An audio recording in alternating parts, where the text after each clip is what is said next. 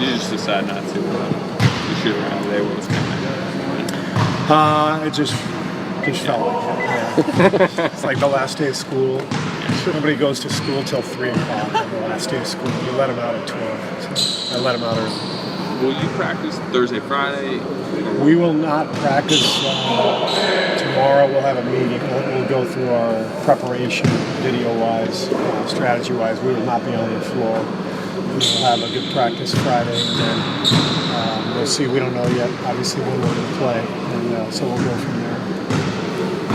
What have you thought of the Lakers? I think Luke's done an amazing job. I mean, you consider the circumstances, where that team was at the end of last year, the amount of youth on that team, first year without Kobe, making that adjustment, and the start they got off to was really indicative of the joy that Luke brought back to the team and the daily routine and the energy with which they've played, and then reality kind of set in. You have to have talent in this league, and obviously the Lakers haven't had enough, and so it's been very trying for him. Losing is so difficult on everybody in this league.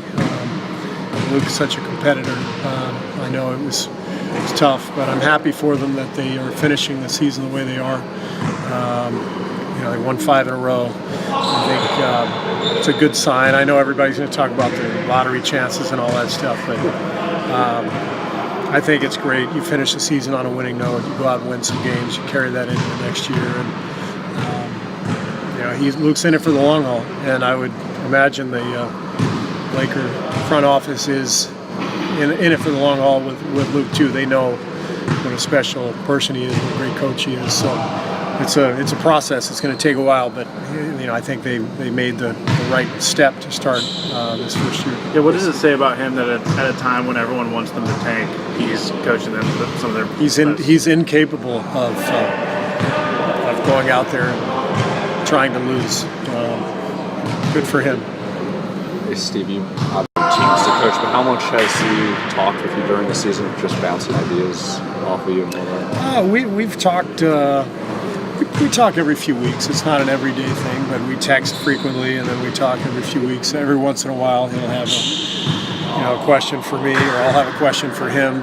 What do you think about this? What do you think about that? He knows our team as well as anybody, obviously, and so I've asked him some things, and then he's had some advice to ask of me occasionally.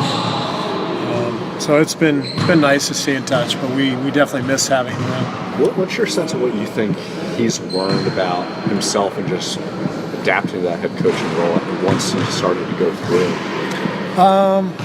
Honestly, he's a natural.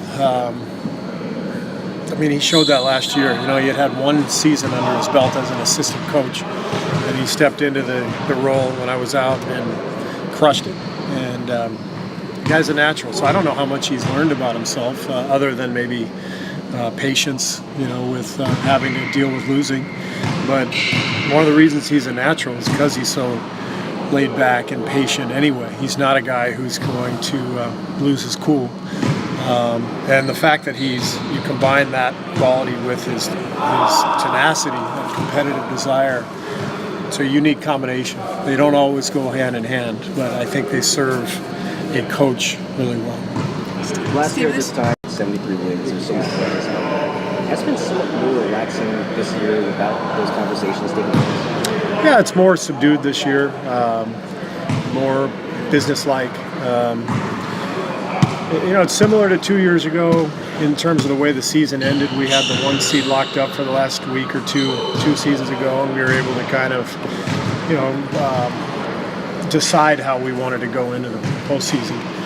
The difference was now we've been doing this for a few years, and that year it was brand new. There was a freshness about it. This year it's more business-like. It's like, all right, we've been through this.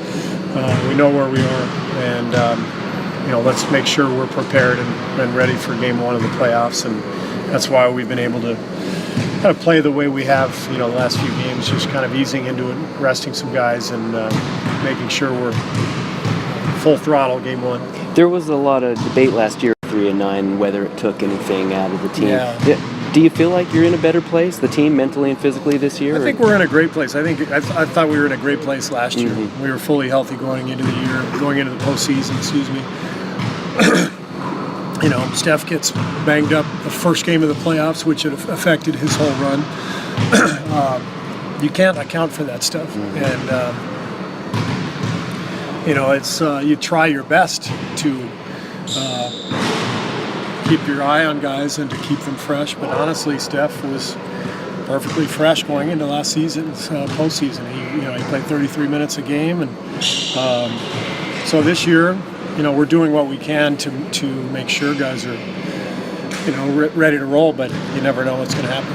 Steve, yesterday when Kevin and Steph were having what seemed like a 45-minute shooting marathon competition, do you get a kick out of that stuff? I mean, and then maybe not pinch yourself, but remind yourself, wow, look, I've got both these guys on my roster. It was really fun for me to watch too. Yeah, yeah, it's really fun to think about. Oh yeah, Steph Curry and Kevin Durant, they're on our team, so that's fun. Are they doing that more regularly since? No, yesterday was the first time I've seen that in a while. They didn't do it today. It was just something they mixed into their routines. Klay's obviously no ability, but what makes him, in your mind, an elite perimeter defender? Stamina, size, and strength. He's better on the ball than off the ball, so we put him on the ball quite a bit because he's he just hounds the ball handler, and he never seems to get tired. And what makes it amazing is that he's also running like crazy on the offensive end, the way we play. He's Reggie Miller, Rip Hamilton. He's flying all over the floor, coming off screens, making these 25-footers. And then at the other end, he's hounding Damian Lillard or James Harden or Russell Westbrook. It's incredible, that combination. And to me, playoffs generally come down to having two-way players. It's regular season. You can mix and match and hide guys and find matchups that you like. But the playoffs, you got to have as many two-way players on the floor as possible. And Klay, when you hear people talk about the best two-way players in the game, Kawhi is always mentioned, as he should be. LeBron is always mentioned. Klay needs to be on that list. And people should recognize him, but I think his shooting kind of overshadows his defensive contribution sometimes.